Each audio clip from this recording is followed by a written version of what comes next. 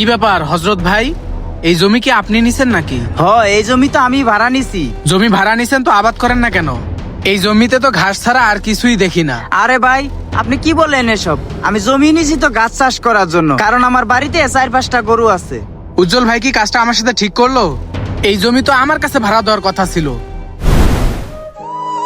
উজ্জ্বল ভাই, আমি তো আপনার কাছে আইলাম, ওই জমিটা কিন্তু আপনি আমার কাছে ভাড়া দিয়েন।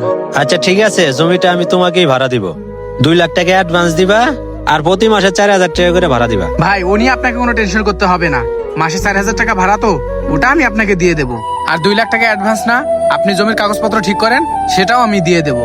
আচ্ছা ঠিক আছে, জমির কাগজে একটু ঝামেলা আছে, এগুলো ঠিক করে পরে তোমাকে আমি জানাবো। আচ্ছা ঠিক আছে ভাই, তাহলে এখন যে জায়গায় আমার জমি ভাড়া নেওয়া আছে আমি জমির মালিককে বলে দেই, ওই জমিটা আমি ছেড়ে দেবো। আর 1 মাসের ভিতরে কি আপনার জমির কাগজপত্র ঠিক হবে না?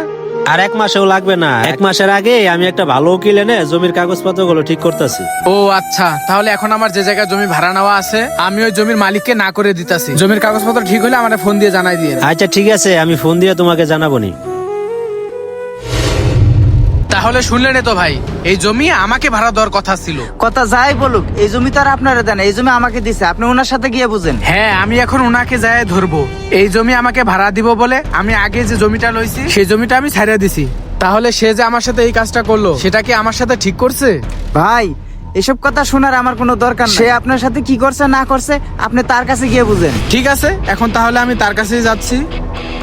জমি তো আমি নিয়েই নিছি, এখন ওরা যে মারামারি করে না কি করে ওটা ওদের বিষয়, আমার এসব দেখে লাভ নাই।